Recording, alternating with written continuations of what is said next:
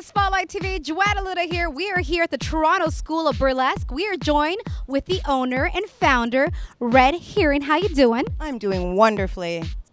I'm so excited to be here. Thank you for having us here in your studio in Augusta and Kensington Market. You guys got to come on down here if you want to get some sexy moves, for the guy, spice up the life. Let's talk about your journey, how you started. Tell me, how long has it been? You've been a performer for 7 years. You've owned the business for 2 years. Let's talk about it.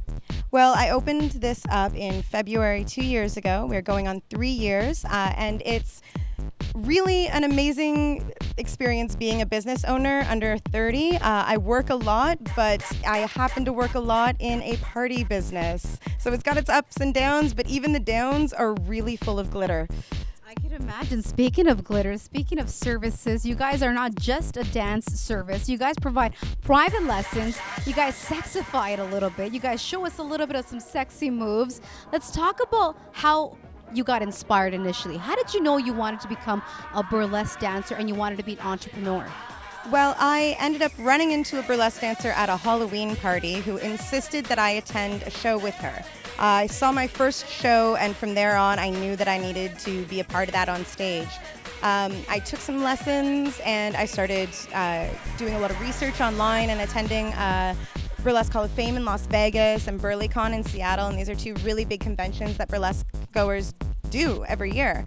And it was just kind of a thing from there. I started to produce and be in control of my own shows and just grow and evolve as a performer.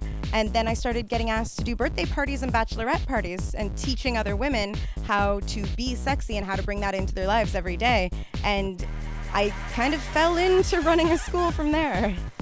So let's talk about, I like the fact that, you guys are great. You guys boost women's energy. You boost confidence. You help out women get their sex life again.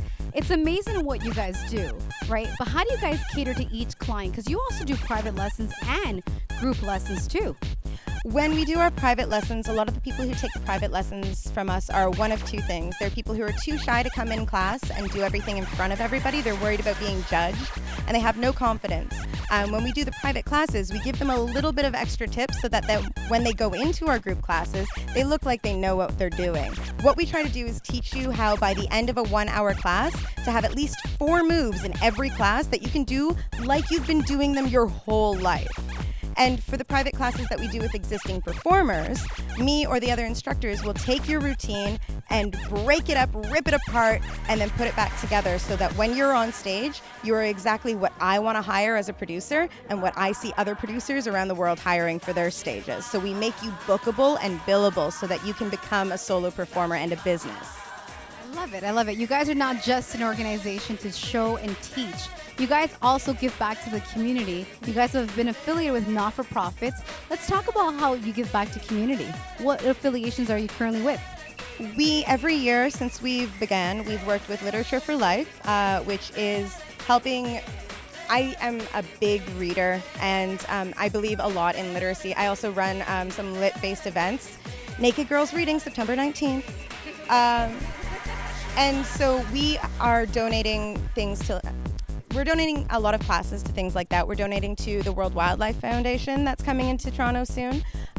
We do packages of 10 classes or a month of free classes so that people can come down and learn to feel confident again. And it's not just women that take our classes. We do have plenty of male clients as well. So Red, you've been featured in Dragon's Den, Breakfast Television, Rogers TV. How was it being on TV, getting the recognition?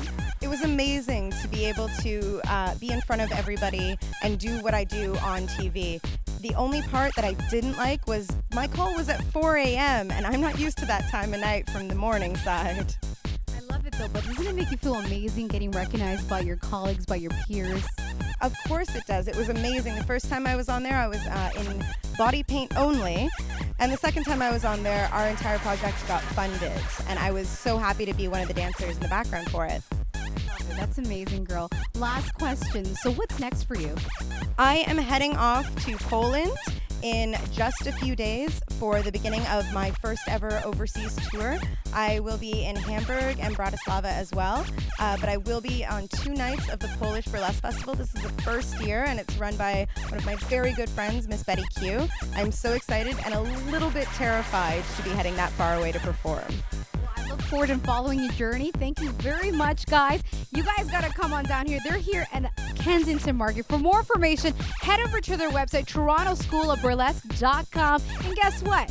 My girl here, Red, she's giving you a 1-month membership only if you tweet us with your sexiest pinup selfie and use our hashtag TSOB.